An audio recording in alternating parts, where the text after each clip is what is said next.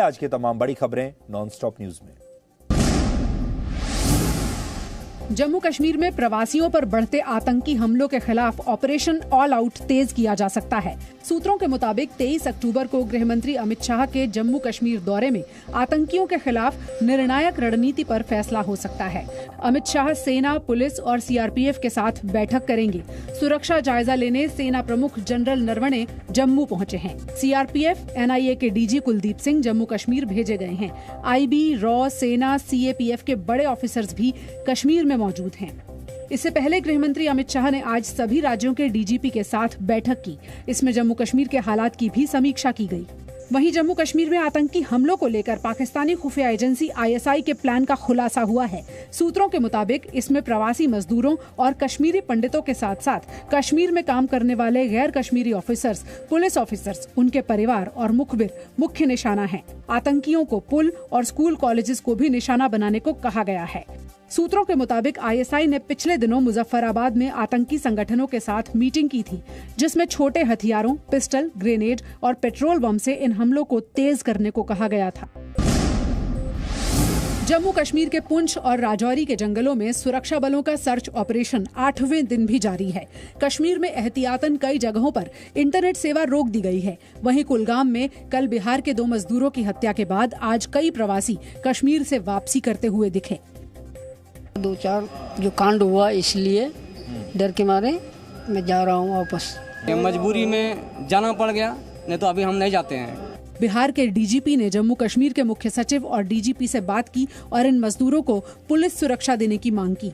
इस तरह के लोग जहाँ रहते हैं उनमें कोई अटैक न करे, इसके लिए उसके सुरक्षा के लिए कुछ न कुछ इंतजाम जरूर करें। लगातार हमलों के बाद कश्मीर में प्रवासी मजदूरों और हिंदू सिख बहुल इलाकों में सुरक्षा बलों की तैनाती बढ़ाई गई है। फिलहाल जो हमारे बाहरी राज्यों के लोग हैं उनको सेना या पुलिस के कैंपों में रखा जाए। कुलगाम के आतंकी हमले के बाद अब तक 11 नागरिक मारे जा चुके हैं, जबकि ऑपरेशन में 13 आतंकी मार गिराए जा चुके हैं। जम्मू कश्मीर में हिंदुओं और सिखों की हत्याओं पर गुस्सा बढ़ रहा है। आवाज अमेरिका तक पहुंच गई है। बोस्टन में कश्मीरी हिंदुओं ने प्रदर्शन करके पाकिस्तान का झंडा जलाया और उस पर कार्रवाई की मांग की। इन हत्याओं के खिलाफ जम्मू में भी प्रदर्शन हुए। वहीं कांग्रेस ने हत्याओं के लिए फिर केंद्र पर निशाना साधा। कश्मीर में आतंकवाद खत्म करने की वो एक निदान की रूप से 370 और 35 को हटाया गया। क्या ये रामबाण साबित हुई? क्या शिवसेना ने कहा, गृह मंत्री या रक्षा मंत्री को बयान देकर सही हालात बताने चाहिए। चाहे विदेश मंत्री हो, चाहे गृह मंत्री हो, चाहे रक्षा मंत्री हो, सभी को देश को बताना होगा जम्मू कश्मीर की और लद्दाख की हालत क्या है। मेघालय के राज्यपाल सत्यपाल मलिक ने कहा कि जब वो जम्मू कश्मीर के गवर्नर थे तब आतंकियों की इतनी हिम्मत नहीं थी। जब था तो तब कुछ नहीं हो रहा था। ना पत्थरबाजी हो रही थी, ना नई भर्ती हो रही थी, ना कोई मर रहा था। सत्यपाल मलिक के वक्त ही जम्मू कश्मीर में अनुच्छेद 370 को खत्म किया गया था। बांग्लादेश में अल्पसंख्यक हिंदुओं के खिलाफ हिंसा नहीं रुक रही। अब रंगपुर जिले में 66 हिंदू परिवारों के घरों को जला दिया गया है। हिंसा की शुरुआत 13 अक्टूबर को हुई, जबकि कोमिला में दुर्गा पूजा पंडाल पर हमला किया गया। उसके बाद कई मंदिरों में तोड़फोड़ की गई है। देवी देवताओं की मूर्तियां तोड़ी गई, मंदिरों में आग लगाई गई। रंगपुर जिले में हुई हिंसा के आरोप में 42 लोगों को गिरफ्तार किया गया।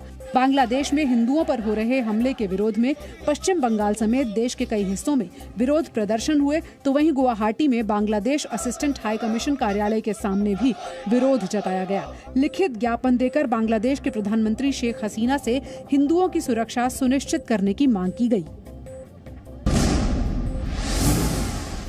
डेरा सच्चा सौदा के पूर्व प्रबंधक रंजीत सिंह की हत्या के दोषी गुरमीत राम रहीम को पंचकुला की विशेष सीबीआई अदालत ने उम्र कैद की सजा सुनाई है।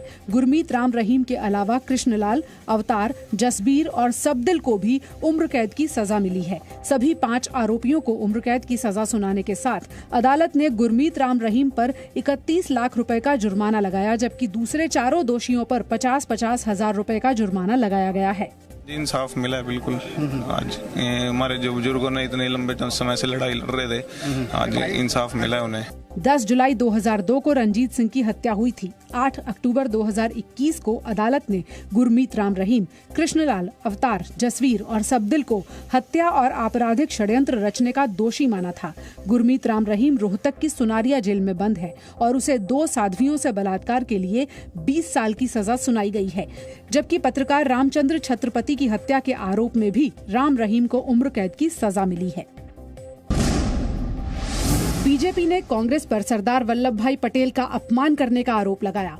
बीजेपी प्रवक्ता संबित पात्रा ने अखबारों में छपी खबर का हवाला देते हुए कहा कि कांग्रेस वर्किंग कमेटी की बैठक में तारिक हमीद कारा ने सरदार पटेल की कश्मीर नीति पर सवाल उठाए और सरदार पटेल को अपशब्द कहे।